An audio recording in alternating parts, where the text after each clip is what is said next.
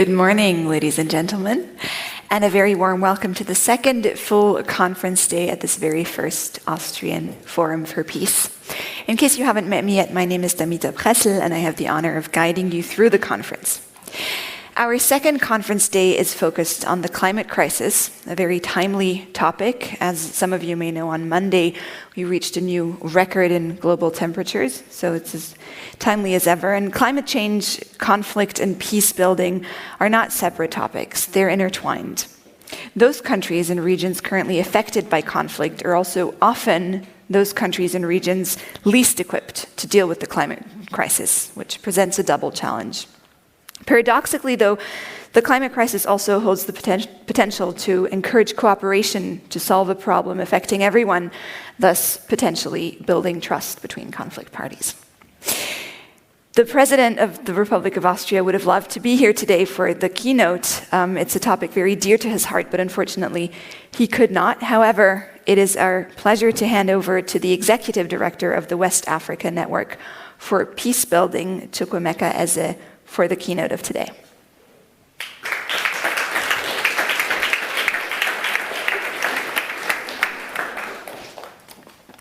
Thank you very much. And let me start by making a confession, which is that I'm not expert in climate change, and I'm also stepping in for somebody who ordinarily I don't think I match the shoes. But I'm also going to start on a very pessimistic note, which is that I believe that the global community and its actions against climate change is already behind schedule. The second note of pessimism is that migration is going to put a lot of pressure on not just infrastructure in the urban cities, but also going to increase crime rates, destroy planning of urban cities, and also destroy what you may call the environmental architecture and put more pressure on the urban cities. Unfortunately, African elites are beginning to ask some basic questions that, in my opinion, might even derail the climate actions. Those questions include, what about the countries engaged in emission, and why are Africans being asked to continue to plant trees as though Africa wants to turn itself into a forest? Now, some of those questions, while they may resonate in terms of balancing act, the issue then is that no actions may be taken in the near future. The existing normative frameworks, both at the continental level, the regional economic communities, and even national levels, don't seem to be fit for purpose at this moment to combat climate change issues. But there's also a big question now about the morality of the global peace architecture, specifically the United Nations. Whether the Security Council, for example, still have the moral leverage to continue to take the global community out of some of these issues, especially when some, by their actions and inactions, are actually culprits to what we may consider to be bad behavior on the environment. The new contestation for spaces in Africa, the geopolitics at the moment, will even further complicate and compound issues around climate change. Especially that with regards to security, there seems no longer to be anyone in charge as far as support for Africa peace and security is concerned. Just last week, the UN pulled out of Mali unceremoniously. On the hand of the UN, they may be right because somebody needs to be in charge of peace and security in Mali. And yet, the government and some sections of Mali is asking the UN, what is your relevance in this region? And with that vacuum created, and with ECOWAS and African Union not equipped to deal with issues in Mali and by extension the entire Sahel region, then a vacuum is created to be filled by non-state actors and even those considered with bad interests. So what do we need to do? I think the first thing is that we must change our method of analysis of issues around climate, peace, and security. We must move beyond, for example, in the Sahel region, the pedestral analysis that assumed that everything got bad in the Sahel region post the fall of Gaddafi. I think that has become pedestral enough because something actually made that possible, which is the vulnerability of the Sahelian region, whether it is induced by climate change, bad governance, or other structural issues. So within that context, I think our analysis needs to move beyond this pedestral approach of the fall of Gaddafi to other fundamental issues. I also think that while these workshops and talk shows and conferences are important, I think the approach to climate action needs also be reviewed to the extent that it can no longer be ad hoc in nature. It can no longer be induced by outcomes of workshops. There needs to be long-term planning. There needs to be deliberate effort. There need to be dedicated, well-established envelopes to address some of these issues. But I also think that within the global community, we may need to begin to flip the questions, which is, for example, from this area of hopelessness that it seems, how do we begin to deal with hope and give back hope to the people by developing some level of resistance and also the will to combat climate issues?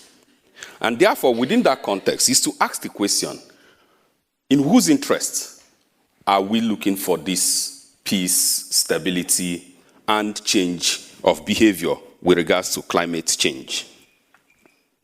In that regard, I think there is need to see global action on climate change as not just assistance to a particular region, but also how the global community is dealing with an existential threat. West Africa, as you know, have continued to be the hot spot for climate-related security risks. Climate change is now a key driver of conflict in the Sahel, in the Lake Chad Basin, and in these regions, climate change has caused the depletion of resources, including water, land, food, fisheries, and biodiversity that support livelihoods of millions of population. This has compounded many of the local risk factors for conflict and violence. For example, the violent extremism question around the Sahel is now moving towards the coastal communities of West Africa, and thereby making it even difficult to now separate very well what you mean by zones of violent extremism. Example is how governance failures, underdevelopment, and ethnic stereotypes interact with climate change impacts, especially resources that is always scarce, to drive dispute between farmers and pastoralists. Again, if you look at the WANEP National Early Warning Systems record as of 2002, we had 157 incidents of farmer-herder conflict alone and 153 fatalities, while 198 incidents with 105 fatalities were recorded in 2001 in Nigeria, Mali, Niger, and Burkina Faso alone. Between May and November 2022, the same system recorded 217 incidents of severe flood with 963 fatalities and displacement of about 1.6 million people, especially in Nigeria, Ghana, Niger, Mali, Sierra Leone, Liberia, and Guinea. The forecast for this year is not even better. At least 2.5 million people, particularly women and children, were internally displaced in the central Sahel axis of Burkina Faso, Mali, and Niger. Burkina Faso alone accounts for over 76% of the figures, with 1.9 million IDPs and refugees. The humanitarian crisis in the North Nigeria remains one of the most severe in the region, with 2.1 million IDPs recorded just between January and December 2002 alone. Now, in October 2022, at least 600 people were killed in flood across Nigeria, with 2.4 million people displaced from their communities. And of course, this continued to compound both issues in the Niger Delta region of Nigeria and also extending into other coastal communities, including Togo, Benin, and Ghana. Most of the internal displaced persons lived in schools, churches, and mosques, which were overstretched and, of course, had little or no access to water, healthcare, and food. As it is, or it can be deduced from the statistics above, climate-induced conflicts have disrupted livelihood, food systems, health, and traditional ways of life, as well as made communities even more vulnerable to violent extremism. Now, if you look at how we continue to talk about the utility of technology in responding to climate security risks, it's not just about technology, because we need to look at the gap that exists. While the developed countries are already talking about artificial intelligence, most of the states in this region are still grappling with basic internet connectivity. So as digitalization and access to data expands, there is an opportunity for technological tools to help break the climate conflict cycle as both a mitigation and adaptation measure. This will require deliberate effort to integrate advanced technologies with the conflict analysis and environmental science to lower the risk of climate-induced conflicts. So the question is, we have operated in peace and conflict cycle for a very long time. Environmentalists have also operated in that environment or in that cycle for a very long time. How do we begin to bring this together? And I think that I've seen a couple of that in this workshop, which I think is a good thing to happen. So new and emerging technologies enhance development practitioners' means of study and elucidate the separate and intertwined issues of climate change and conflict. Institutionalizing and strengthening early warning systems to monitor climate trends and conflict, example, the ECOWAS early warning mechanism, the African reporter of the Continental Early Warning System of the African Union, the C1 with climate risk indicators to monitor climate and conflict trends. The use of geospatial technology for mapping climate risks in vulnerable communities to facilitate understanding of local risks is very important. Social media and crowdsourcing data can also help to democratize response to and monitoring of climate change risks. Utilizing of climate water vulnerability index system to monitor risk of drought and flood to inform early response is a very important aspect of our discussion. Of course, I did already mention the use of artificial intelligence tools to monitor climate trends and combat armed groups, organized crime, and network. But in all this, there are also potential challenges and risks of technology. One of the biggest challenges is the high costs of developing and deploying new technologies, especially for these states in the region. There are concerns that many of the promising technologies are also limited to developed countries or are very expensive to install at the individual levels. For most developing countries with weak economies, the use of new technologies to address climate impact will require substantial national investment and support from development partners. There are also concerns that current technologies for addressing climate change are inadequate to induce a mass-scale positive environmental change and are also not being developed at a pace that is consistent with the need and demand of our time. The digital divide between rural and urban areas also has an impact on the ineffective use of technology to address climate-related risks. Rural areas continue to face digital inequality compared to urban areas that are often having access to advanced information communication technology. But we also need to look at the spoilers, whether in criminal gang, rebel groups, or government agencies. This can also leverage new technologies and information they provide to incite violence, promote conflict, and perpetuate crimes. And I think in this regard, there is also need for serious discussion between the demand and supply side, especially with regards to arms and ammunitions. In this era of accepting authoritarian regimes as those who provide stability, they can also use information and communication technologies to prevent information from getting to one group in the society and identify members of a dissenting group as not being in their camp.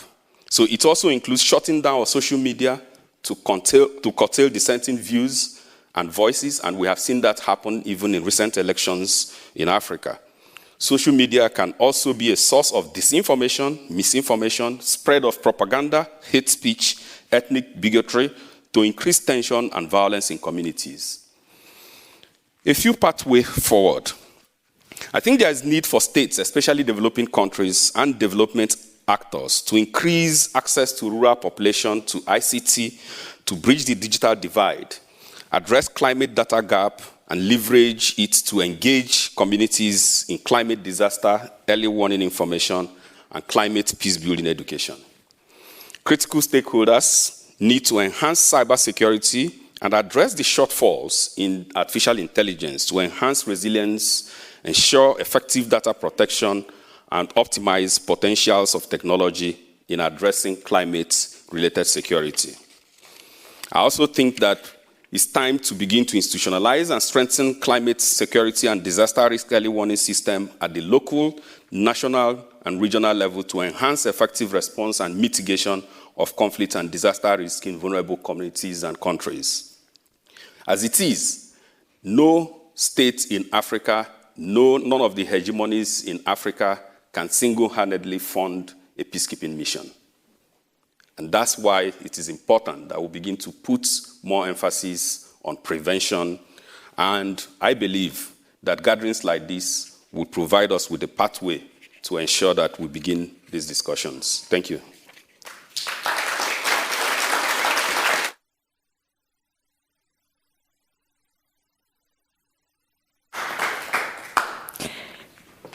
Please feel free to take your seat on the panel. Thank you so much, Mr. Ezi, for sharing the West African perspective on today's topic with us. And our next panel, which aims to discuss the challenges at the intersection of climate change and conflict in the spirit of today, it's my pleasure to introduce you to your host for this panel. She serves in the Department of Peace Operations at the United Nations, where she's the team leader for climate, peace, and security. Please welcome Annick Hinch.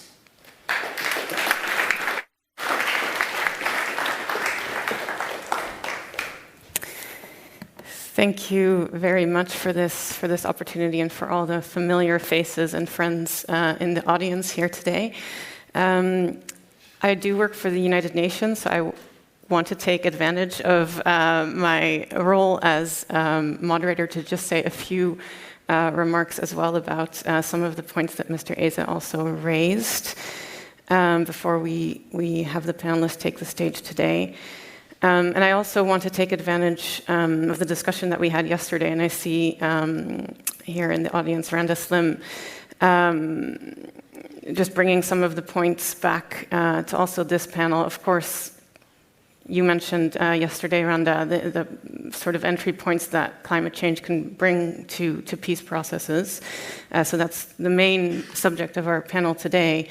But I also think the issue of regionalization is worth bringing up, and as well just the very, very fundamental, serious challenges to the collective security system that Mr. Eze is also raising here. And of course, the withdrawal of MINUSMA, we had the Security Council resolution on Friday, is a case in point in that regard in terms of the challenges that we are facing. I also appreciated from yesterday's panel this sort of positive aspect that Séverine in particular brought, trying to identify what actually works rather than only focusing on what doesn't work. And for the United Nations, of course, when there are successes, sometimes those don't come out because of many reasons. We want the parties to the conflict to have ownership over the success, and peace at the end of the day can be a non-story, whereas, of course, war and terrorism are very much visceral. And so if we do look back historically in terms of UN peacekeeping and what has worked in the past, we could take a historical perspective. I think Cambodia, El Salvador in particular are some of the successes in what we call the golden age of peacekeeping sometimes. And what was different then from what we have now? Well, first of all, we had a united international community. So indeed, the geopolitical challenges that we face today are a major issue for us. We also had limited national interest of outside actors in those conflicts. And we were dealing with local and national level issues for the most part. What we have now, as you put so well for us, it's a very, very different conflict landscape that we are facing. In the Sahel, we of course have terrorism, but we also have terrorism that is linked to drug trafficking, and not only in Africa and Europe, but also across the ocean in the Americas. So it's an incredibly complex landscape that we're dealing with. There's new enablers of conflicts and new technologies, cyber and AI, that are evolving rapidly, providing both opportunities but also challenges for us. And then, of course, all of these are interlinked with climate change in both positive and negative ways, and also interlinked with the geopolitical tensions that are precisely undermining what we need to address these risks. So it's an incredibly difficult time. The UN, I don't have a book to show like some of the other participants yesterday, but I do want to speak about a publication that's coming out, I hope soon, the new agenda for peace that the Secretary General is preparing. It's being drafted precisely to help the United Nations improve our tools in the face of these massive challenges. It is envisioned that within the new Agenda for Peace, field-based UN peace operations would continue to be a key part of the international security architecture, although perhaps with slightly different mandates, perhaps more of a regional approach. We need to be creative also in terms of how we address the new situations. And the sort of buzzword that we use around to describe this is networked multilateralism, and it's precisely building on the regionalization and the partnership with regional actors to take advantage of their capacities. But of course also, and as you highlighted, it's very much the case that regional actors are facing the same challenges as the United Nations. So it's not necessarily easier for the African Union or ECOWAS to take on the challenges that the UN cannot tackle. So in terms of the scope of the problem, it's really impressive and scary, the figures that are thrown out. I mean, yesterday we heard also 2 billion people affected by conflict, also 3.5 billion people that live in climate change hotspots today, and of course much of that overlaps. And for peace and security actors, and what also came out in the workshop yesterday that we're holding, is the fact that peace and security actors, of course, do not hold the solution to climate change. The solution lies with environmental actors and with development actors. So we cannot pretend and do not want to pretend to hold those solutions. But what is a fact is that peace and security actors are impacted by climate change. So we cannot ignore the fact that this is happening either. And this is, of course, also why the Security Council is bringing the issue into the mandates of different UN peace operations. It's also why the Department of Peace Operations joined the Climate Security Mechanism at the end of 2021. This was created with DPPA, the political department, UNDP, and UNEP. I'm very happy that our first advisor ever in a UN peace operation is with us here today, Mr. Johnson Kem, so he can tell you firsthand also about his work. And so with that, I think I will stop abusing my authority and ask the panelists to take the stage. So perhaps Mr. Dilawar Al-Aldin, Director of the Middle East Research Institute, if you could come up. In fact, I'll move myself. And then Ms. Laura Omir, Europe-Asia Director for Conciliation Resources. Mr. Johnson Kem, please do come up, Senior Climate Security Advisor in the UN Mission in South Sudan. And Ms. Roswitha Kremser, who is joining the United Nations very soon as designated Chief of the Joint Analytical Mission Center. I think I should say rejoining, in MINUSCA in Central African Republic, and she just finished her term as the head of the Coordination Office for Development and Cooperation of the Austrian Embassy in Kampala. So thank you, colleagues, for being here today. I'd like to kick off the discussion with one question that I hope all of you can answer in one way or another.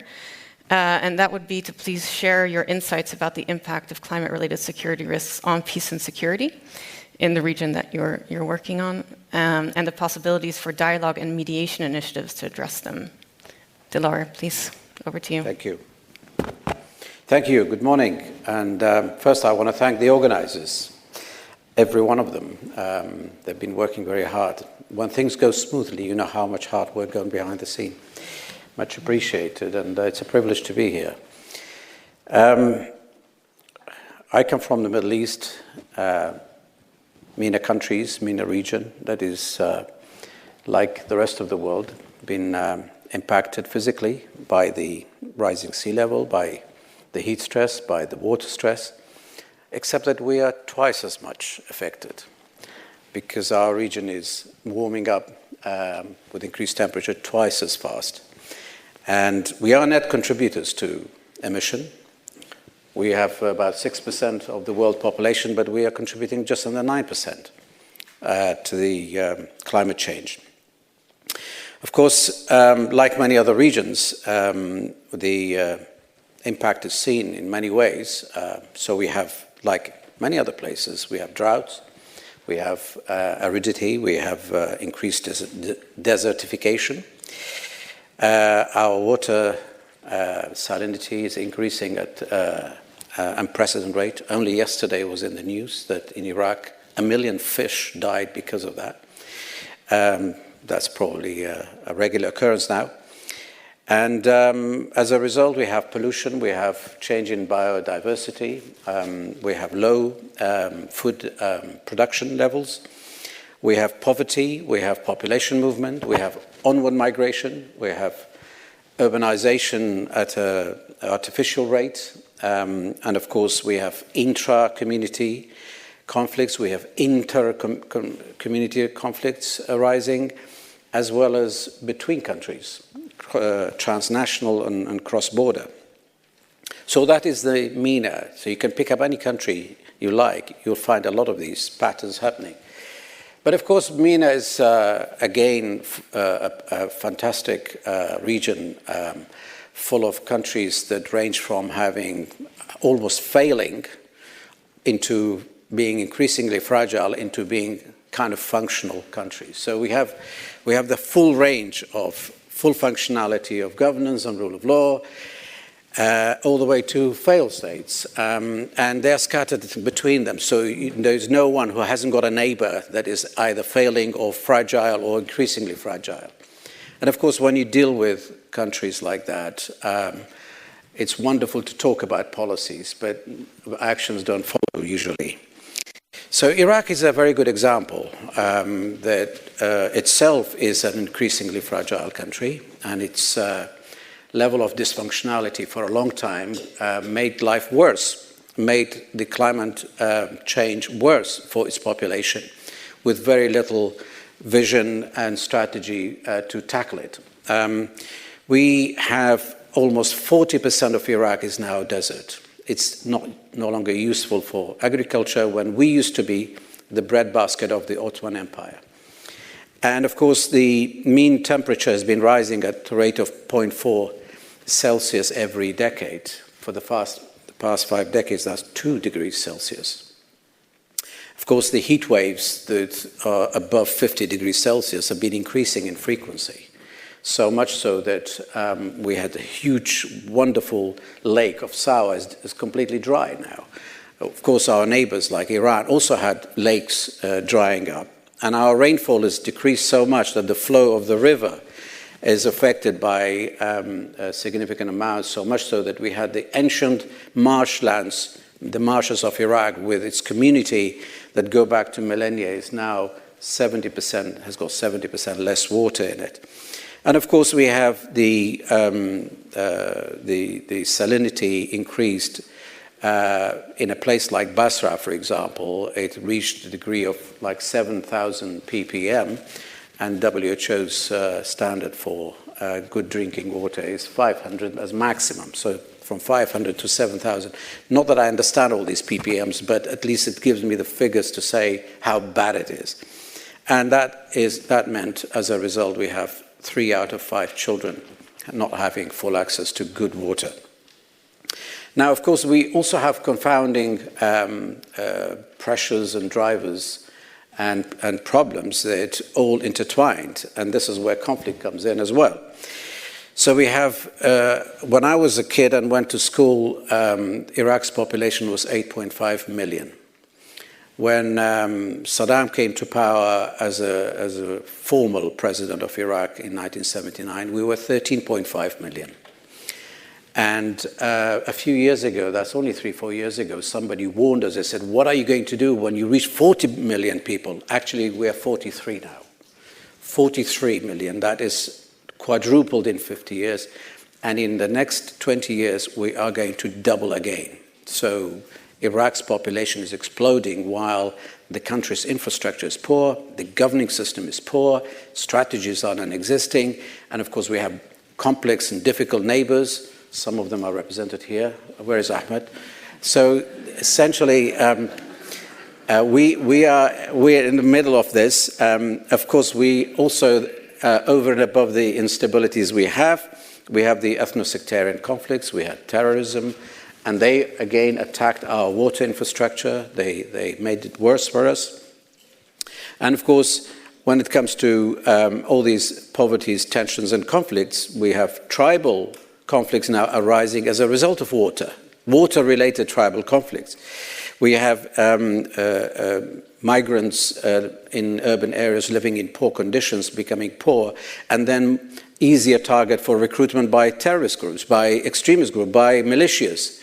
So, in fact, some of the militias have been accused of deliberately making them water-stressed so that they can move on and then recruit them as a result.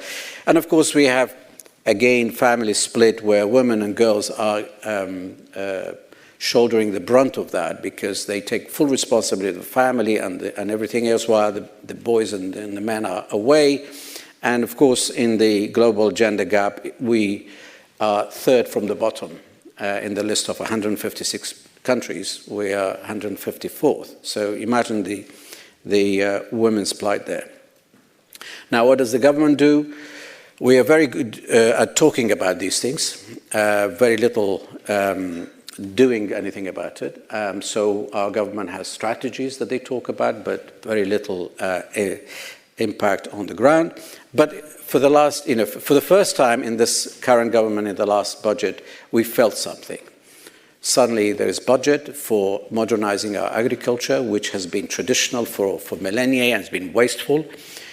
We are heavily subsidizing water, fresh water and drinking water for people, and that led to overconsumption and wastefulness. So we are, while water stressed, we are still making it almost free of charge.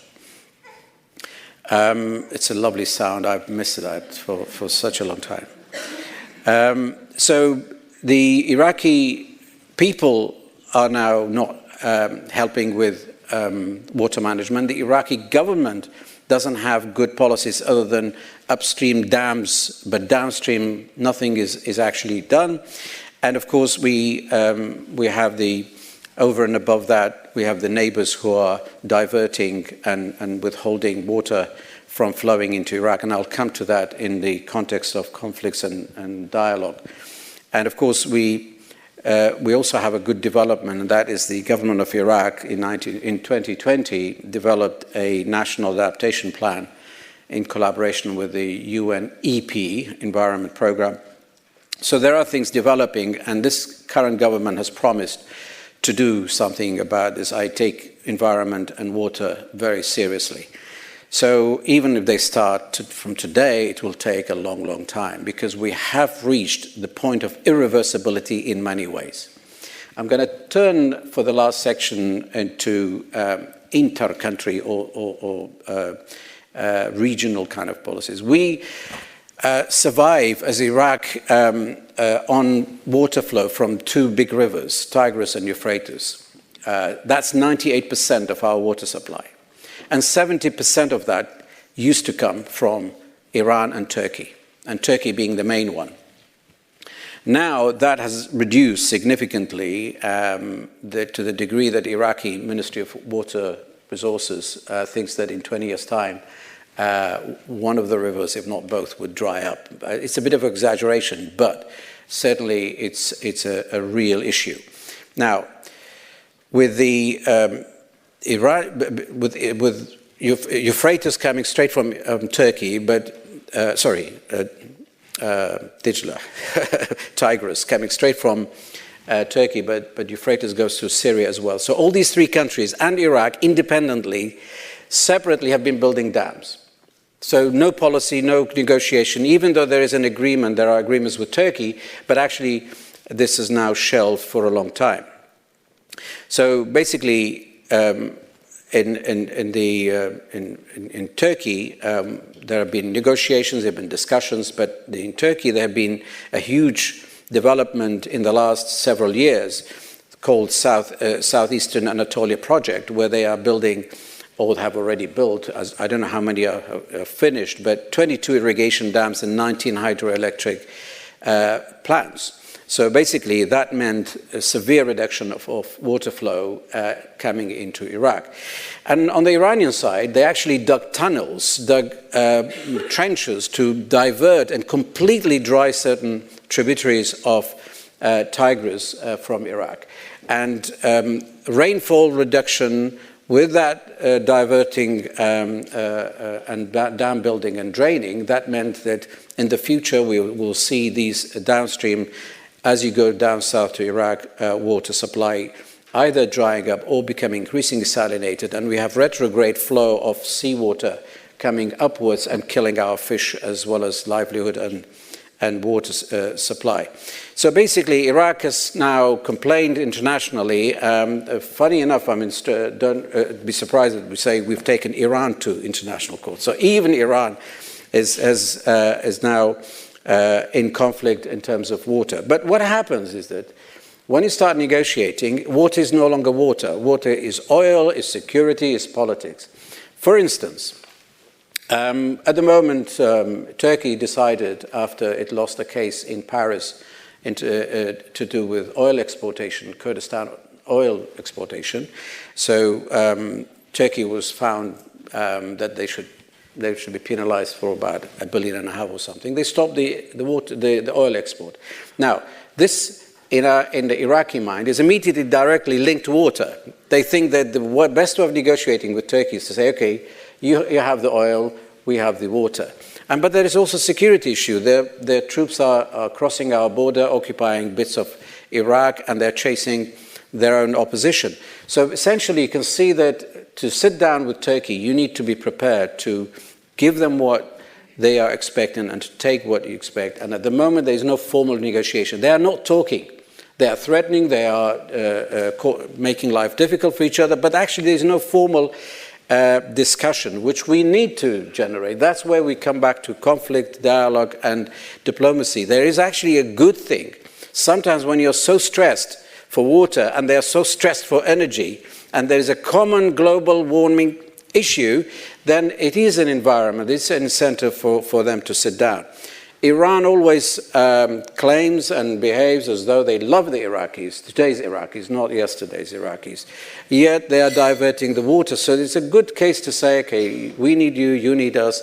There's a point in having a good dialogue. So basically, the future we should not always look at the bleak side, which is very bleak. We should not only just think about the nightmare scenario which we're already living in terms of water, but we also think about a critical threshold that we've already reached where we must sit down with all these countries and say, how about being good neighbors? The ones upstream of water, they see that their water as an opportunity. The one downstream, they see it as a security matter. We have been most vulnerable not only because of the global warming, but also because of having difficult neighbors and difficult downstream circumstances. So I'm going to stop here, and hopefully there will be other opportunities to respond to questions. Thank you.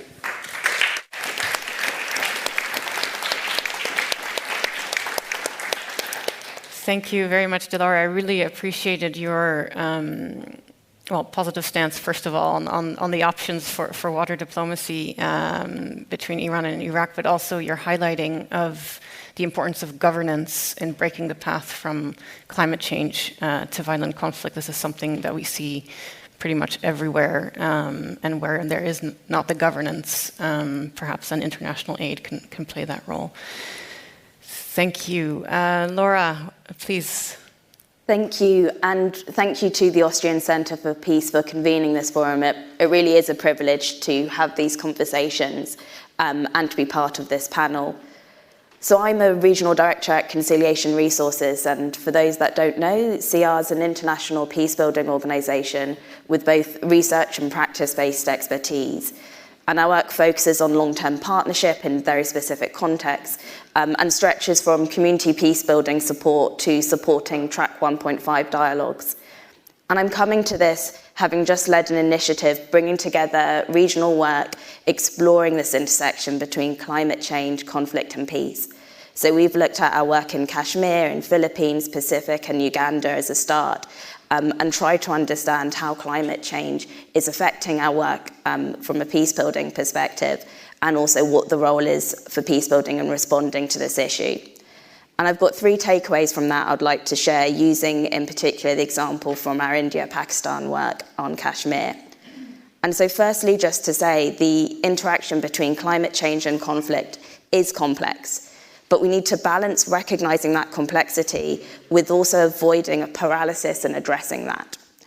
So the physical impacts of climate change are very context specific, but what's really important as well is how these interact with human and institutional factors. And I think that's come out in what we've heard already so far today, but also yesterday as well. And we found it helpful to break this down into 3 lenses.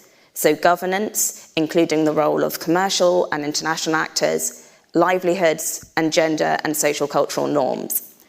And it's the combination of the physical effects of climate change with these intersecting lenses that can exacerbate horizontal and vertical tensions that can drive conflict, but also on the reverse, if we understand this, if we look at how this combination can help reduce these tensions, can also create opportunities for peace. And I think it's really important as well that we recognise that climate change doesn't happen in a vacuum. It is human influenced, and therefore both responses to conflict and in fact conflict itself can also exacerbate climate change drivers. So these issues are very cyclical when we start to delve into them. And to go into the example of India and Pakistan, as I've mentioned, we've seen, and I'm sure many in this room have seen as well, it's the impact of climate change increasing the variability of monsoon rains, the frequency and intensity of floods, of avalanches, landslides, drought and wildfires. Air pollution is increasing, and air pollution itself we know is increasing the temperature and affecting weather patterns. And again, we've got a region which the temperatures are rising higher than the average, and there's a great risk around glacier melting in an area that's also a water source to a number of countries in the region. And in Kashmir in particular, the links to conflict are very apparent. It's one of the most militarized areas in the world. That alone has an impact on land degradation. And that, as I said, cyclically impacts the climate change drivers. But we also see that physically landslides, which we know are increasing, the intensity of these is increasing, is shifting ground where landmines are, and that's making it harder for communities to avoid these. So we have seen incidents where that's created loss of life, but wider than those individual very tragic cases, it's adding to conflict narratives. It's adding to tensions between communities and a government unable to address these. If we take a livelihood lens, agriculture is becoming harder. There's less valuable land for agriculture, and that's pushing some young farmers closer to the line of control. It's exposing them to shelling, but it's also exposing them to accusations that they've crossed the line of control and of an infiltration. We've also seen increased migration to urban areas, and local governance is unable to really provide and is very constrained in what it can do with the lack of resources. There's decreased travel and connectivity from damaged roads and communications from the extreme weather impacts. And that's not just affecting different communities, but also communications between communities and state, which can soften and deepen grievances that are already there in an area which has already very high governance challenges. And then when we talk about gender dynamics, it's really important. We're not just looking at how different groups are affected, and obviously they are affected very differently, but to also understand the gender and power norms that are informing the different coping strategies. And we've seen that increased vulnerabilities of climate change can add further layers to complex and sometimes harmful narratives around identity. Overall, though, to kind of take this slightly wider again, we know in Kashmir the progress on dialogue is stilted at a national level. Where local governance structures do exist, they lack capacity often and coordination, and there's a disconnect between communities and governments. At an interstate level, both parties are feeling increased challenges over resources and livelihoods due to climate change. This puts further pressure on the interstate conflict and also a risk that an incident could escalate. But whilst there's increasing recognition of the problem, the complexity makes it hard to deal with. From a very practical perspective, when it comes to funding, there's often a discussion of where does this sit? Who holds the pen on responding to these issues? Is it with a conflict specialist or a climate specialist? In national and local governments, there's often multiple agencies looking at these issues. There's limited coordination. And in this particular example, the governance issues are also driven by a lack of inclusion as well. And this brings me to my second takeaway, and to try and focus on the opportunities. There are opportunities for dialogue and mediation if we understand the impacts of climate change. But these aren't a given, and these do take time. So over the last few years, I've been part of a joint environmental facility, which is an initiative that's been set up by peace builders working across India and Pakistan. And it's brought together environmental experts, business leaders, and journalists across both countries. And it's created a space for those experts to come up with a series of technical solutions. And it started initially looking at technical solutions around agriculture that can be used to adapt to climate change and also help mitigate some of the most harmful impacts of agriculture on climate change. But the reason for doing this isn't just to facilitate this space, which obviously has a benefit in itself and on climate change, but it's been set up with a hope and a plan that's coming into place at the moment of bringing this into Track 1.5 dialogue. So we support a Track 1.5 dialogue for Kashmir that involves both policymakers from India and Pakistan, but also Kashmiris themselves. And to bring this, the lessons from this facility into this dialogue as an example of cooperation to support greater cooperation on climate change in Kashmir itself, and to understand how we can use this to try and build confidence. But I think it's really important to say that whilst the environment can be an opportunity within peace building and for dialogue, it's not always a positive opportunity. It's often an issue that's a very thorny issue that comes into these conversations out of necessity. If we take water management, and I really like what my esteemed colleagues said here, that water is no longer water in negotiations, can be incredibly political. And there are some really good examples globally of water management cooperation, both at a local level, being used to build confidence between different groups. On a cross-context level, many of you will know that water management platforms in the Middle East has been one of the few platforms for dialogue that have been able to keep going when others have become more challenging. In the case of India and Pakistan, there's a real worry at the moment about the future of the Indus Water Treaty. Water in any form of negotiation becomes incredibly political, and so I come back to it, it is no longer just water. It becomes very much entwined with identity, with livelihoods, and with land. And part of the reason for having a kind of broader environmental cooperation I previously mentioned is to show that there is possible to have cooperation on environmental issues, on agriculture, which at the moment is less political, to then be able to inform these negotiations as well when it comes to water. And then my third takeaway in looking at this is that ultimately characteristics of successful attempts to bring in environmental peace building and more broadly successful attempts to address climate change in conflict-affected areas are ultimately just characteristics of good peace building. So we spoke yesterday in the plenary about the importance of working at different levels, so looking both top-down and bottom-up, the importance of linking different spaces and knowledge between them. And this is something that we've seen as a real gap around a lack of opportunities for the kind of local experience to be shared with governments and policymakers, and for that to inform each other. Inclusion is not just about having different people at the table, but it's taking an informed approach to power and gender. It's about recognizing different knowledge and expertise as valuable, and it's about ensuring all groups can participate in decision-making that affects them. And it's making sure that we don't just transplant technical solutions from elsewhere into different contexts without looking at what are the specific climate change factors in that context, but also what are the specific human and institutional factors that affect the responses to them. So there's a lot more to dig into here, but I'll leave that here and hopefully we can discuss further. Thank you very much, Laura.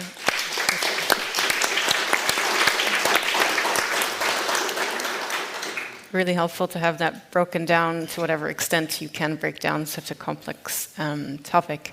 Johnson, please.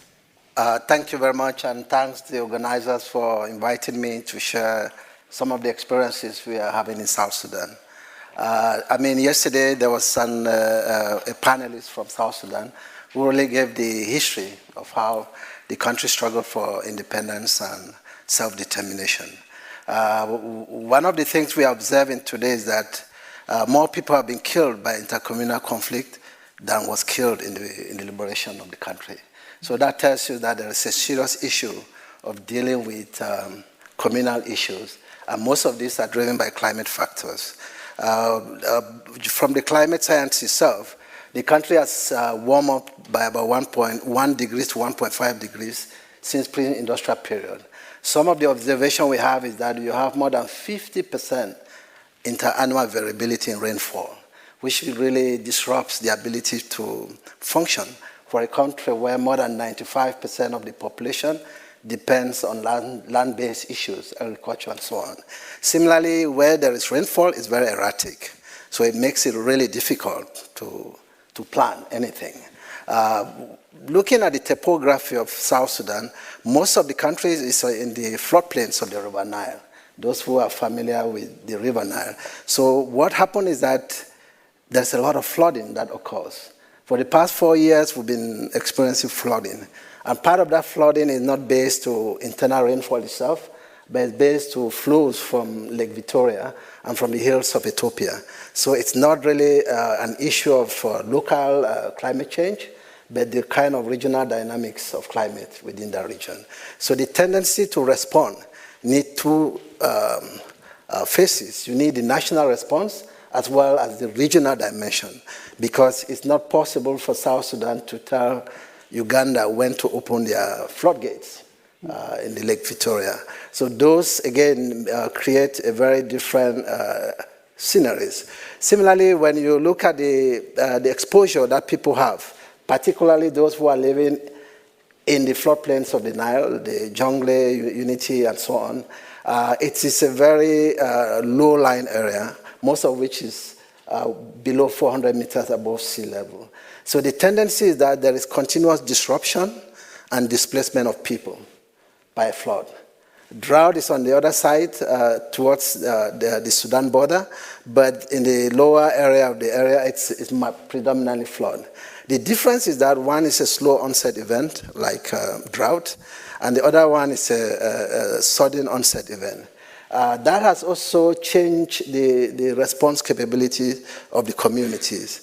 With the slow onset event like drought, there have always been seasonal migration planning, right? Pre-migration and post-migration conferences. These are dialogue forums that help communities to come together to look into how do they ensure that there is a safe passage where the cattle grazers can move with their livestock without necessarily interfering with croplands and all of that. They sign an MOU, it's well structured and driven by communities. And sometimes they try to enforce it using traditional means, although that, again, is limited because most of the pastoralists are heavily armed, and sometimes they push to get their way through. On the other hand, where there is flood, the displacement is so sudden and so erratic to have any kind of pre-arrangement. So it creates dispersion of people without respecting any kind of special arrangement. So one of the things we have been observing in South Sudan is that has changed the landscape of conflict because the displacement become a protracted displacement rather than seasonal migration where people go and they come back. Because it's such an unknown, there is uncertainty when the flood water will recede, the tendency is that the host community become very impatient that, this is more of like occupation because you have stayed, some of them have stayed for about 2 years. They have not been able to go back home because there's still flood water from where they came from. And then it's been perceived like a strategy for land occupation or redistribution of population, especially with the upcoming election. Because the tendency is that a lot of the conflict that took place after the post-independence were structured on ethnicity. And that kind of configuration has also rippled into the element of climate-related drivers like this flood, displacement, and migration. So the tendency has been quite difficult to manage because there is ease of mobilization for revenge, cattle rustling and the rest through ethnic constellation, right? People act in that mind of ethnicity, which is a dangerous configuration in the sense that it becomes very difficult to respond. But then one of the things we are doing in UDMIS is that we are trying to create civil space whereby we encourage dialogues between communities. First, inter-communal dialogue to bring communities together to discuss and identify some of their issues and how can they address those issues. The critical thing in that is that it's more or less to give them the ownership for mediation and the ownership for the solutions because they know the solution. Some of the things we observe when it comes to those intercommunal dialogue is that they interrogate even their cultural practices. Because if you see the element of cattle rustling is based on the cultural dowry, a young man needs to maybe bring 200, maybe 50 cows to be able to get married. And that alone is quite a burden for anyone to raise. So they have to rustle, to go steal. Secondly, there are age-set issues which helps them to discuss because it's one of those few fora where you bring both the elites and also leaders, youth leaders, gender, everybody, and traditional leaders in the same room to discuss freely what are the issues. And by that, they look at intergenerational issues which is occurring in their society.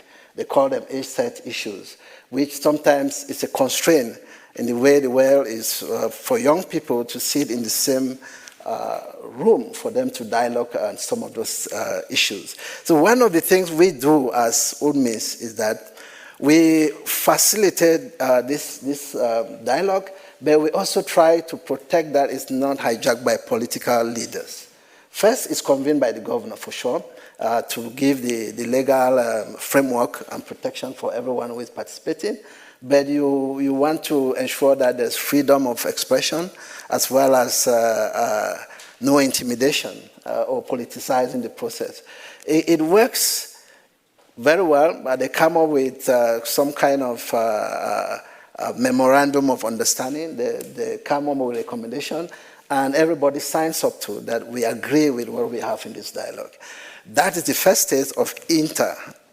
We now have to go into intra-communal dialogue, because that is the most difficult part, to bring different ethnicity to sit in the same room and discuss some of these issues. It's quite challenging in the sense that there are historical differences, we know that, and also the tendency of protection is such that people prefer, they feel safe within their ethnic groups. We have observed that some of the situation in some regions requires that some ethnicity have to go to the IDP camps because they are afraid of being either attacked or vandalized by the other group. So it puts a lot of pressure on the IDP camps, because when people are displaced or flee from violence and go to the IDP camps, they depend on humanitarian support. So one of the things you see in the case of South Sudan is that the climate disruption and displacement really increase the humanitarian needs of communities, and also the ability to recover, because they have lost everything. The tendency is that they are sitting in IDP camps waiting for food supplies to come. Even when the food supply is supposed to come, sometimes the logistical challenges during the rainy season is so terrible that it's not possible. Like now, WFP have had to front load the shipment of all their consignment of food for the next 3 months, mainly because the roads are impassable. Where you want to use the Nile, like river transport, there are also gangsters with several checkpoints. So it's a very, very challenging situation, which again is not an element of attribution. It's really amplification of some of these issues by climate issues. We don't need any other scientific proof to show that when there is flood, people are displaced, they run into conflict, the exposure increases, conflict-related sexual violence goes up, women have to travel in some places 2 hours to fetch water in South Sudan, which is under desperate situation, because that's when the exposure of gender-based and sexual-related violence occur. So we don't need any other, I mean, it's so stretching even for the government to deal with. And from the negotiation side, the ability for government to respond using direct climate funding, climate finance is limited. Right? Some of the things we experience, which is very unfortunate, is that conflict-affected countries can only mobilize 1/3 of what the other countries that are not affected by conflict from the Green Climate Fund or from the GEF, which is quite lamentable, because these are the same countries that are highly exposed and also superimposed again by conflict, so they are locked in a cycle of perpetual conflict that they can't get out, because even the international community sees them as very high-risk country for private sector investment or for direct support from the vertical fund.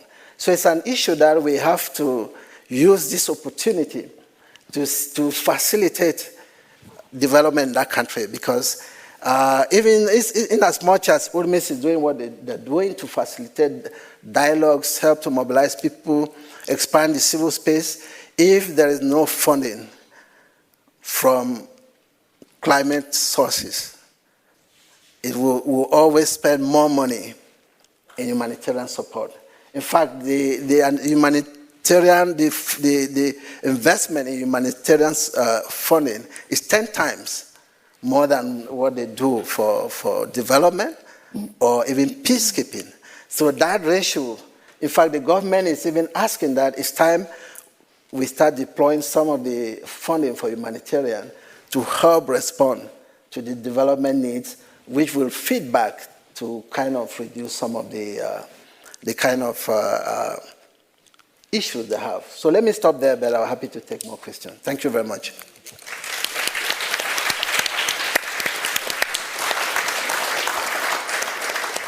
Thank you very much, Johnson, also for highlighting this issue of compounding risk, which also the IPCC, the last assessment report also highlighted.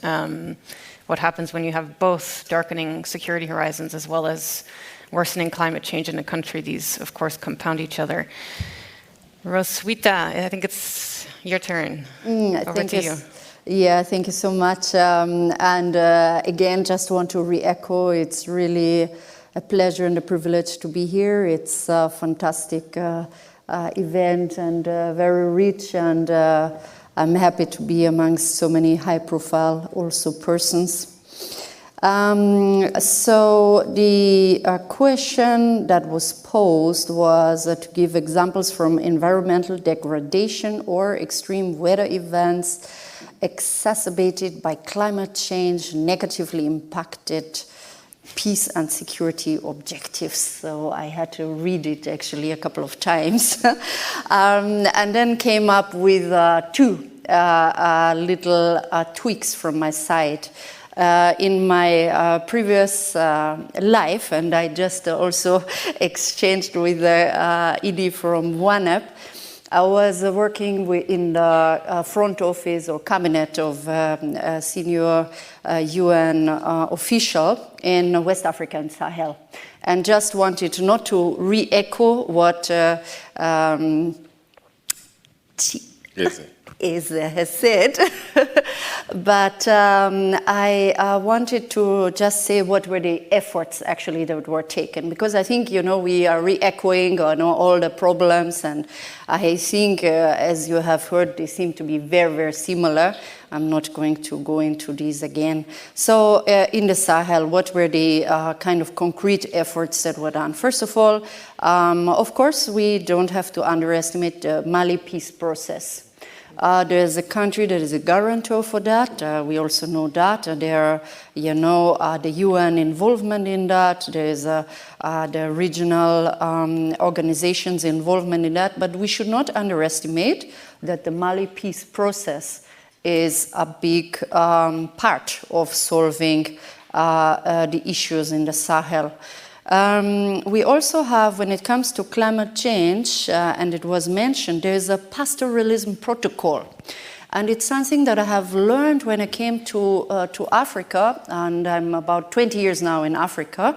I have learned that there are, it is actually very normal still that cows are traversing countries and forever. I mean, there are hundreds of kilometers of trails, which is totally unusual in Europe. So it was something that I discovered. The pastoralism protocols, very well regulated. They exactly say how much the fees are, how much is the damage, and so on and so on. So those are really, really structured, detailed,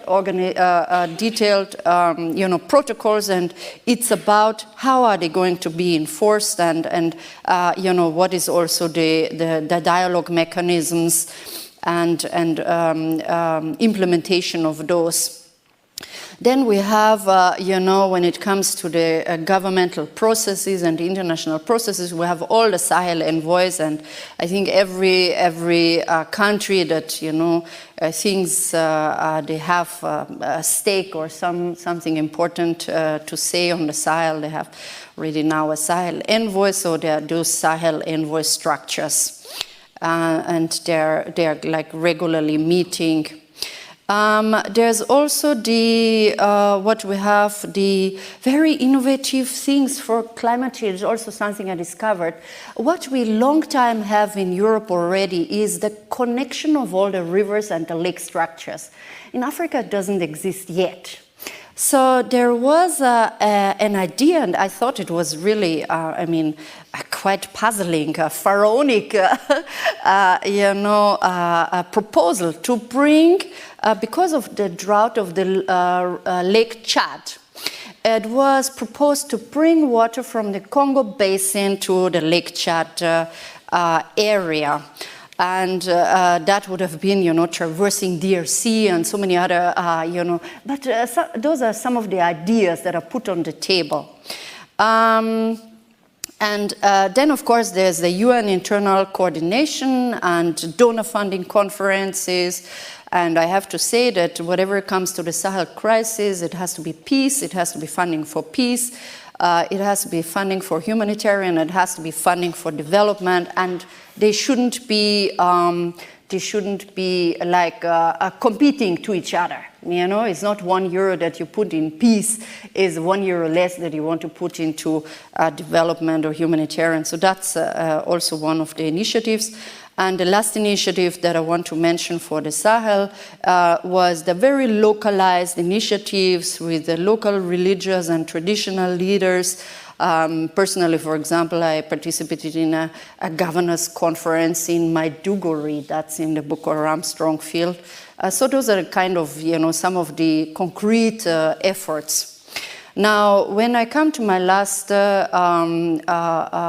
posting, that was 4 years as the Austrian representative and head of the Austrian Embassy Development Cooperation Office in Uganda, that was a totally new,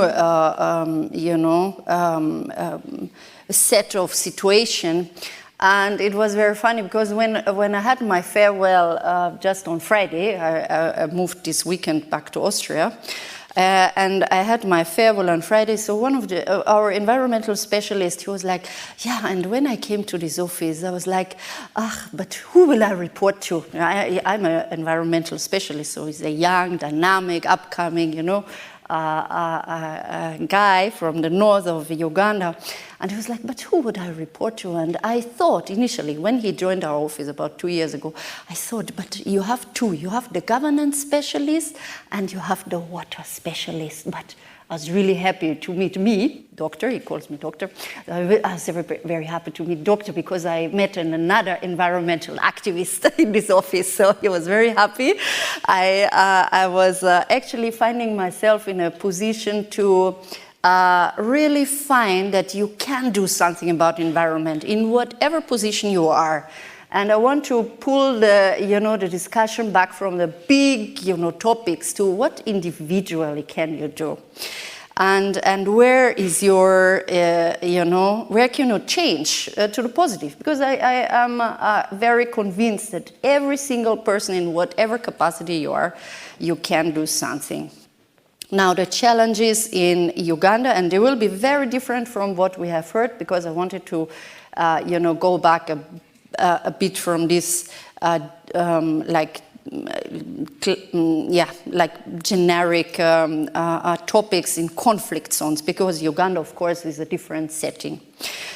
So the climate change, we have heard it, there is a weather pattern, we have droughts in the north of Uganda, we have the farmer-herder conflict, and actually, again, I can confirm this, Uganda has faced one of the deadliest conflicts between farmers and herders in a decade, and yes, we can confirm it, this is also due to, weather patterns.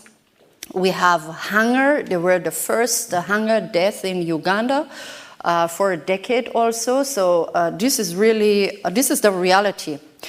Now, then comes things we haven't yet heard on this panel, and it goes into more controversial. So I was thinking, what is environmental degradation? And environmental degradation in the sub-Saharan Africa is the charcoal for cooking, because people need to use some material to heat up their food.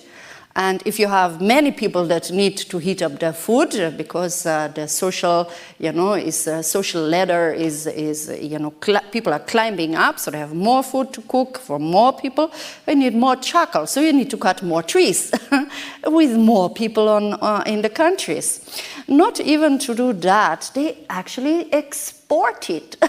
I heard Uganda is exporting charcoal to Middle East, for example. That's what I heard. Now, that is also funny because those countries that Uganda is exporting to have banned the charcoal production in their own country. So that's a little interesting tweak. Now, Uganda has another issue that is very appreciated. Uganda is hosting 1.5 million refugees. That is the largest refugee hosting country on the African continent. And before the Ukraine crisis, it was the third largest refugee hosting country worldwide. I think now it is the number 5.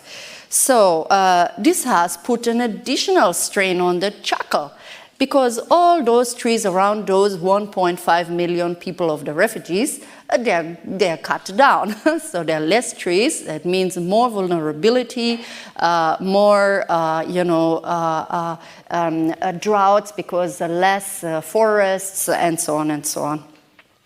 Now, on top of this, we have serious governance issues. We have illegal logging down of entire tropical forests. Now, how does this work? You have, I'm putting one example that I personally followed up. It's called the Bugoma Forest. It's a forest that is important for the chimp trail. So when Uganda wants to think about its potential for tourism, it needs to preserve that forest because if you don't have that forest, the chimps will not be going to be trailing. They need to, move long distances. You cut down that forest, the chimps will disappear. Uganda will prevent itself from, gaining more income from tourism. So this forest was cut down. What happened? Part of the forest got cut down. There was a court case because one of the traditional kingdoms gave out a part of the forest, and this was contested in the law, in the courts of law. Now, while this contestation was ongoing, this company, with unknown relationships to some of the leaders, had actually the chance to have the army guarding that forest. So from the outside, you wouldn't know what was going on. From the inside, every single tree was cut down. And we saw it because we had satellite images. It's open sources today. So we knew exactly what was going on. And this really eroded the trust in the state institutions, as well as in the traditional and cultural institutions, because all were involved in this, turmoil. I was already talking about the population growth. This is a very unpopular topic to talk about. It is so difficult to talk about population growth. I am no longer a fan to talk about demographic dividend because honestly, I think it is a wrong term to use in some of those countries where the population is doubling. We heard it doubling in 10 years or 15 years. You can't talk about population dividend anymore. You just have to see how you can manage it. And so what is needed is to have more focus on what Uganda calls family planning measures. So that's basically contraceptive. The socially, culturally accepted term to call it in Uganda, and I'm not comparing to any other country, is family planning. So you talk about, the need of family planning. And it is a bit difficult to talk about it, but the statistics are also very clear. The statistics in Uganda say every man and every woman that you ask, no matter, whether it's a man or whether it's a woman, you ask how many children do you have? And they would say, I have 5 children or I have 6 children or, Now, when you say how many children would you want it to have? So your first question is how many do you have? Next question is how many would you want to have? all of them would say 1 child less than they have. So that's actually a very simple way of explaining the unmet need of family planning. So in the end, it becomes not very controversial anymore because everybody sitting across the table has, potentially 1 child more than they would have had, they would have loved to have.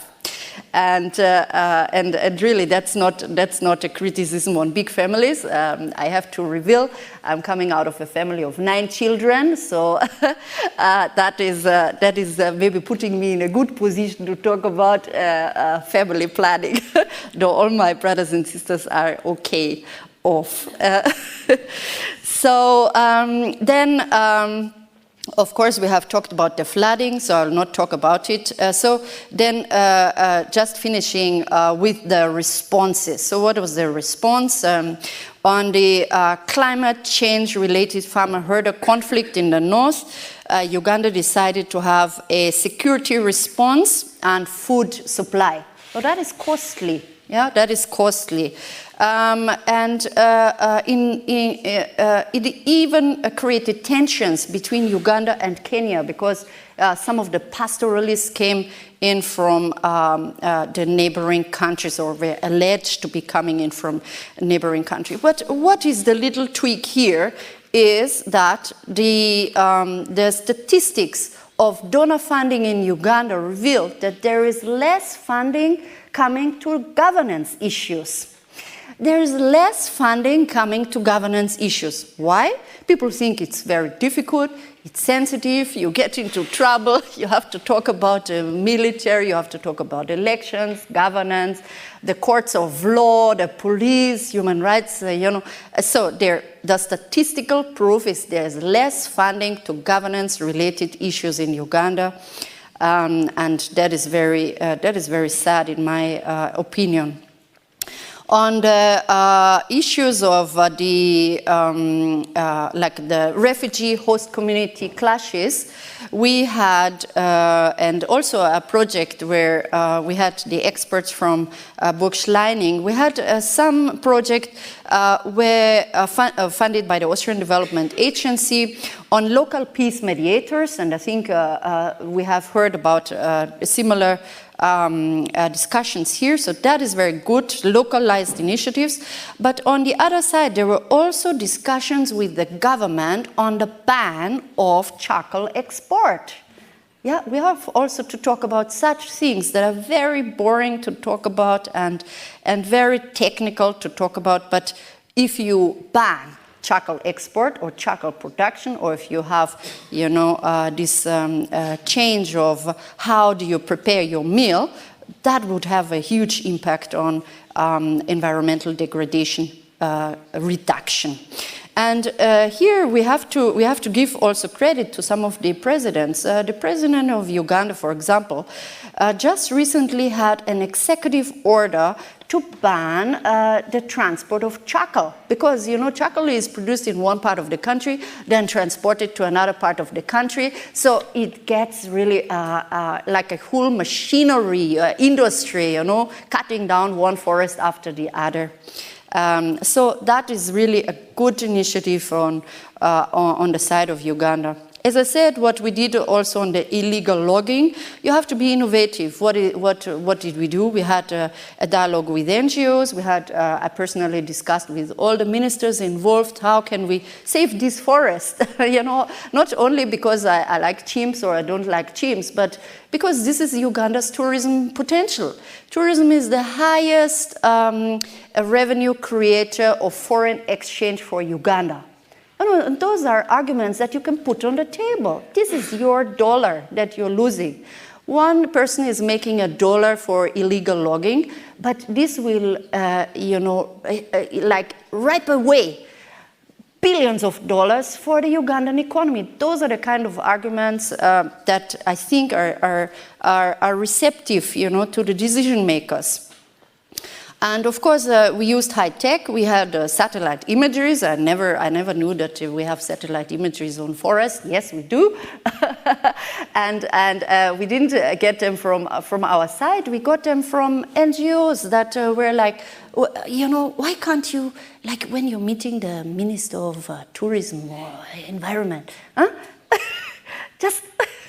just push over that image. Yes, and they gave us the image, and they gave us the image with, the analysis of how I had monthly images of the cutting down of the forest, including the analysis of what is illegal and what is within the boundaries of that. So that was, high-tech support and of course it wasn't in my office, I had such a mini office, but, that's a collaboration, and it was receptive because it's fact-based advocacy on real things. I said, that's really brilliant. And I also can positively report that there are now discussions to turn this forest into a national park.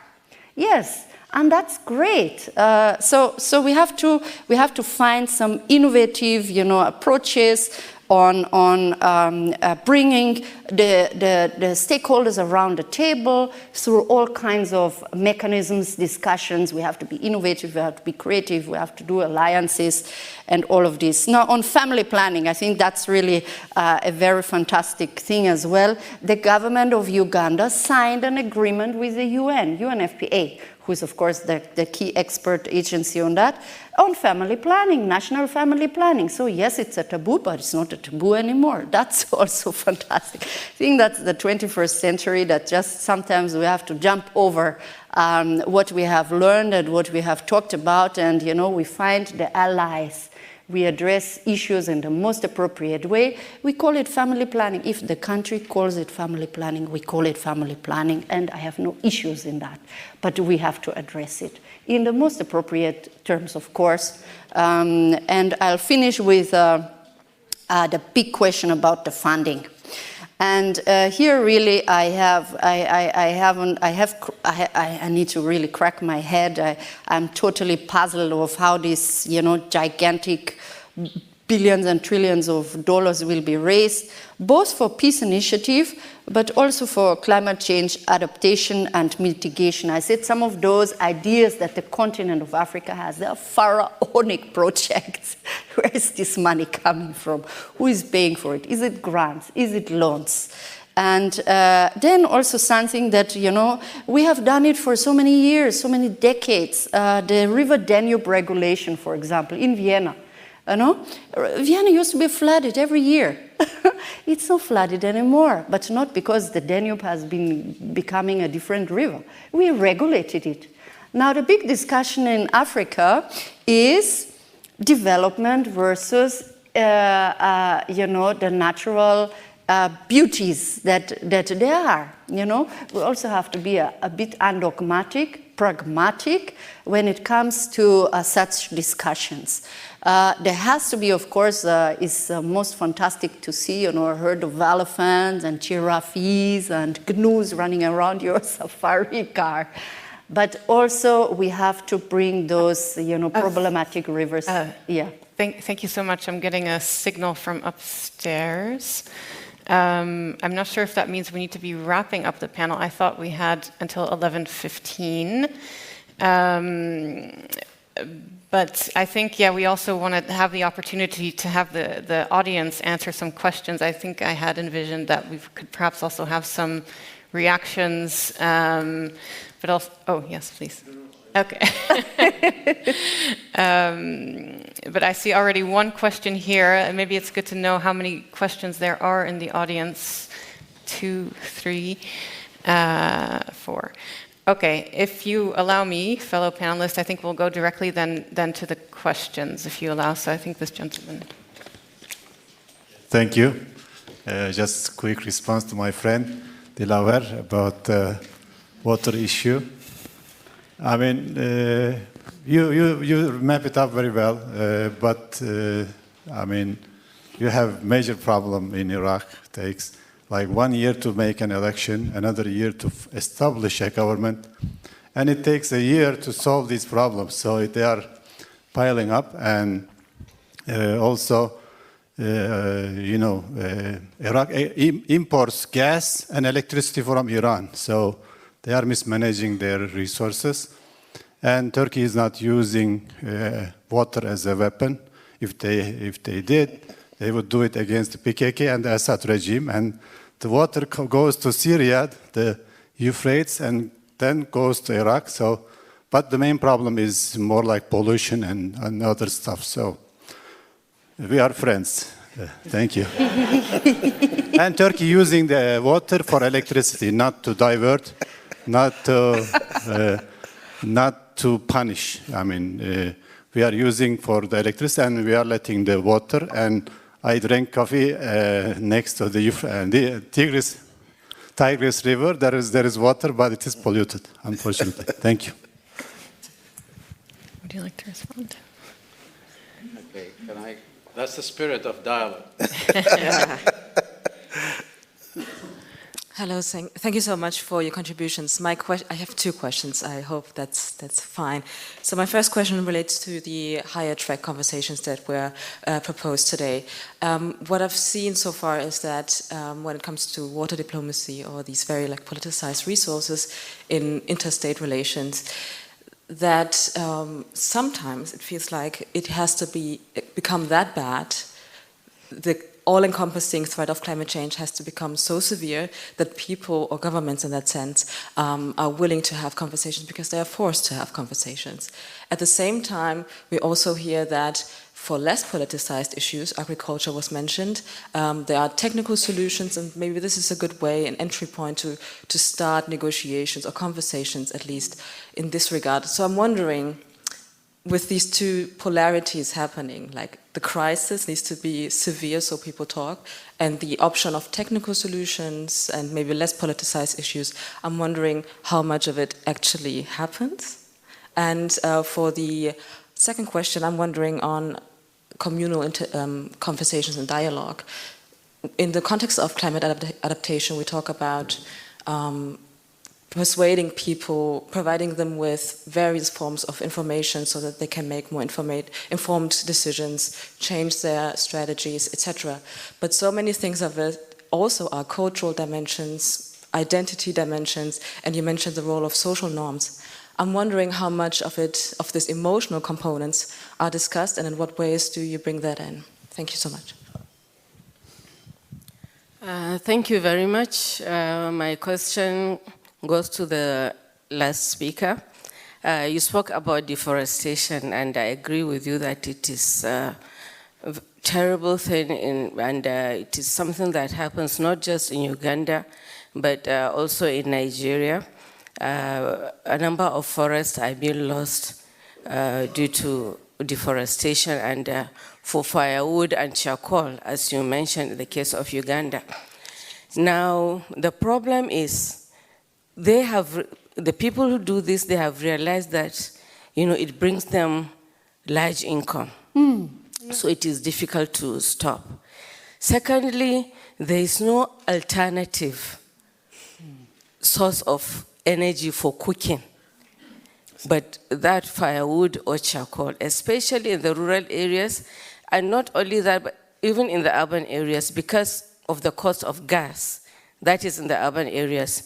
In the rural areas, there is no gas. But in the urban areas, there is gas and there's electricity. But electricity is erratic and it is expensive. Gas is also expensive. So the cheaper source is firewood and charcoal.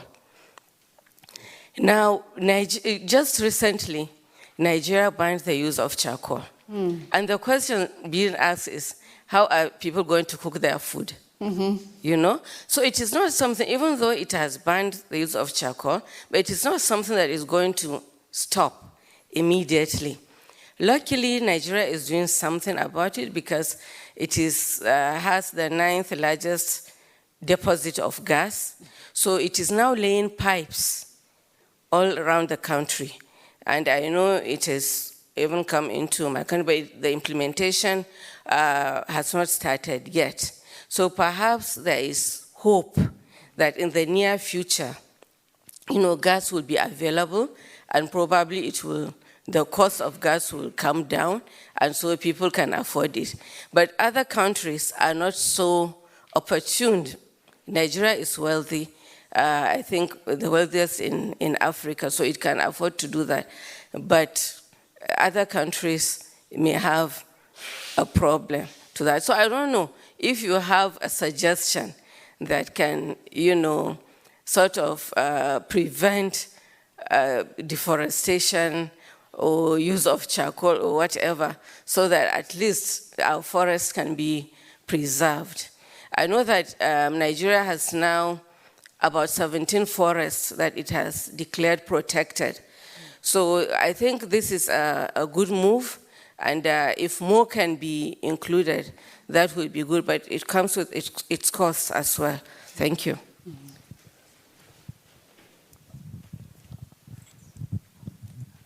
Thank you to the panel. Very simply, we haven't heard the solutions from West Africa. So if we could actually hear from, I hope I pronounced this correctly, Chukwuma Eze. So if we could hear from you after everything you've heard from the colleagues, there must be fantastic insights from your part of the world. Thank you.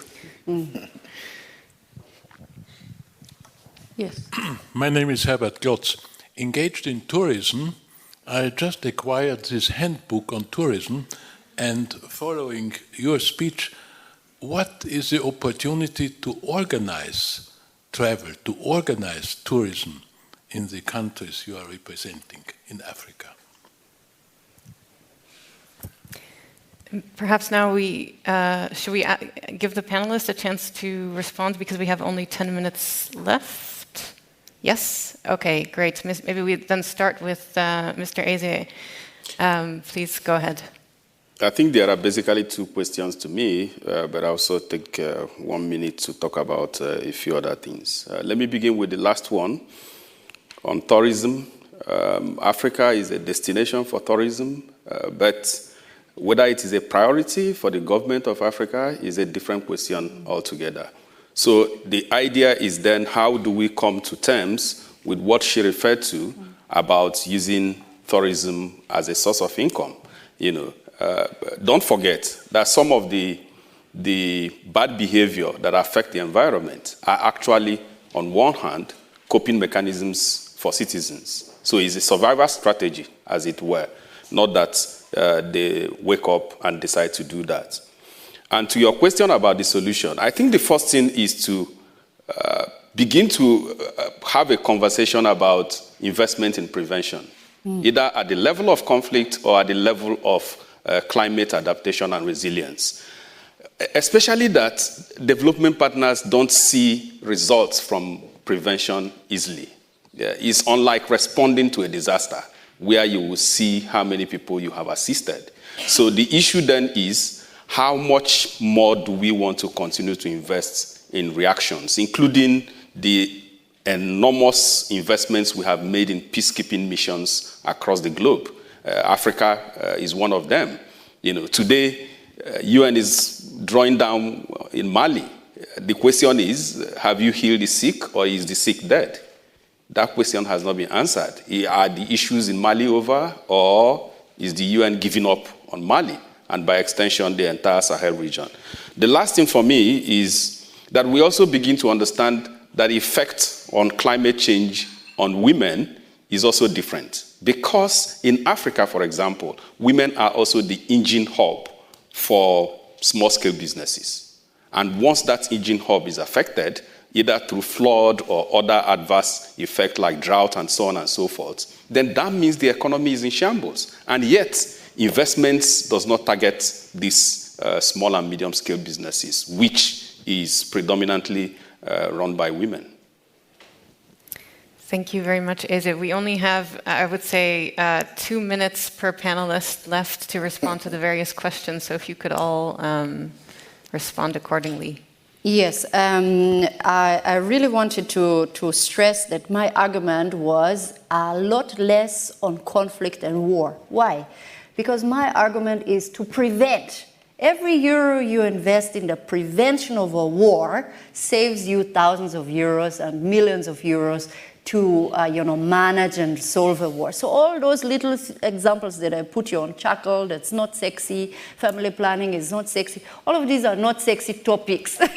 These are every euro you invest in conflict prevention will save you millions, billions in management. So that, just to explain you, all my points were geared on that, and I fully agree on that. So just on the how to prepare food on the continent, and it's a very tricky question, yes, and we have to bring the information to the communities, and I think the way to bring it to the communities is just to talk to them in their language. I don't think really that's rocket science.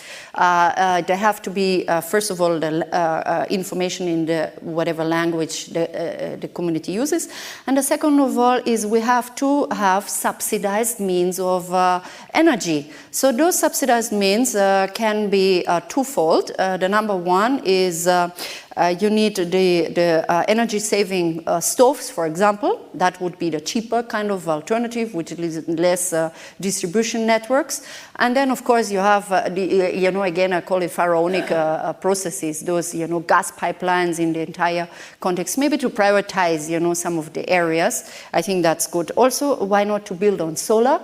And on the solar, yes, we have to also make the communities aware. In some of the solar panels, water piped schemes that we constructed, one scheme is bringing water to 15,000, 30,000 people. Children think it's shiny, it's great. They throw stones to destroy it. Now, what's the mechanism? It can't be always nice. You also have to now punish. If you have a community awareness program, let's guard this. This is our scheme. Let's also, let them pay for electricity. It will be valid.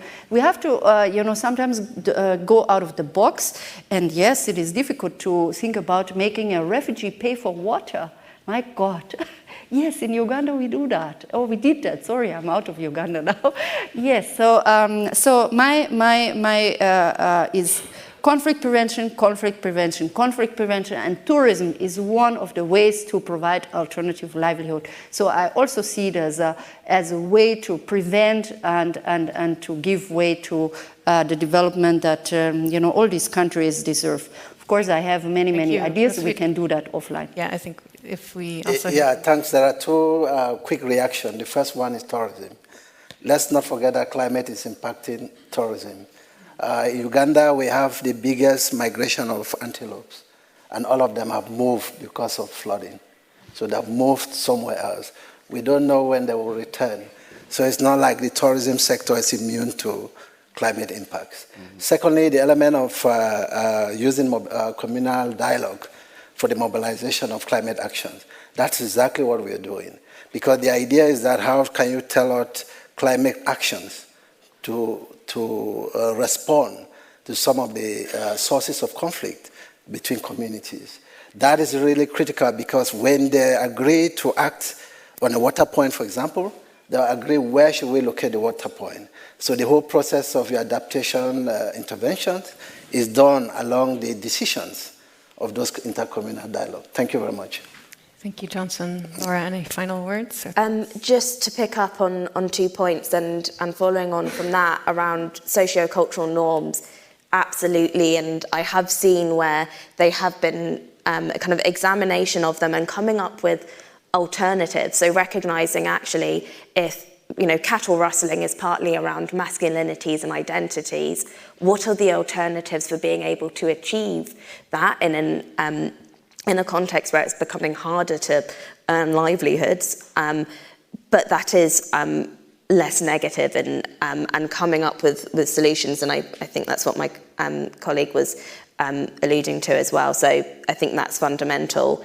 And then on the point around in some of these higher level negotiations, a very quick answer is that it's not happening as much as it should and it could be. And where it is happening, it's not happening with a long-term view.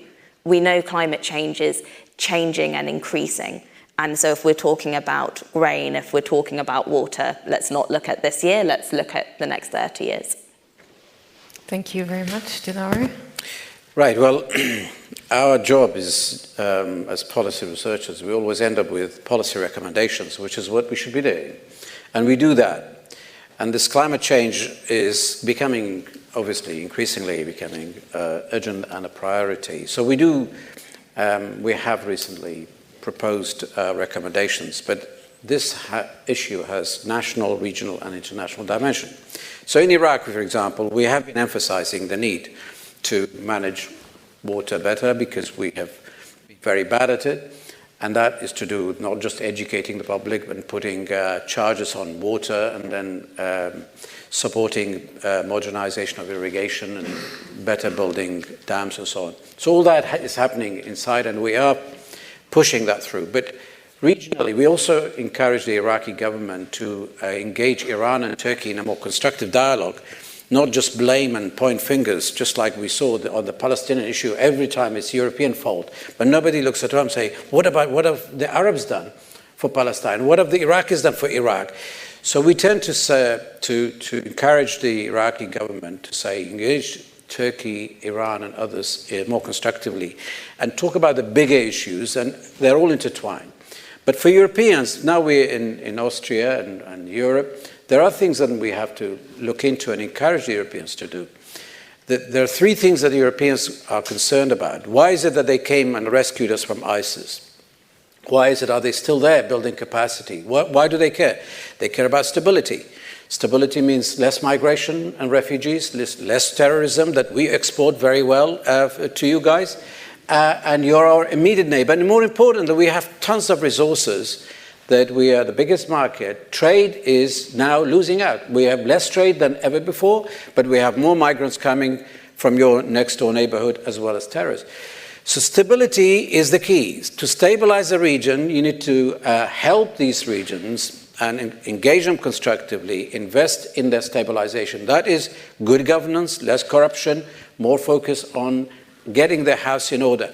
We cannot get our house in order alone. We left alone, we know how to ruin it. We know how to race to the bottom. That's what we're doing. So the Europeans, they need to realize, more than the Americans, by the way, because we are the immediate neighbors where you get the brunt of everything. And water is usually not the first thing that comes to mind about stability. Conflict is driven by so many things, and people always go for the oil, for the wealth, for the land, but actually oil is becoming a major source of instability, and that the immediate impact of that, the spillover of that, will be Europe. So it is in the interest of every European to think about stabilizing the region and proactively help them think about it, do something about it, because left alone, they are not doing it. And look at the way Europeans are preventatively, proactively doing certain things about climate change. We are not. So don't leave that alone. Don't leave it to their own accord because they're too busy doing other things. You mentioned, Ahmed, that it took us a whole year, actually took us a year and a half to come up with a government, let alone a policy to run our country better. I'll leave it there.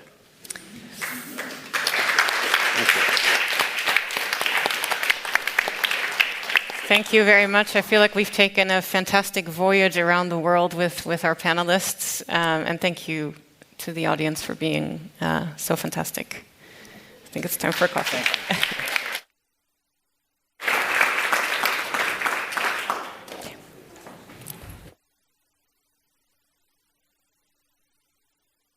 There are a few more announcements before you run off, so please remain seated for another 2 minutes.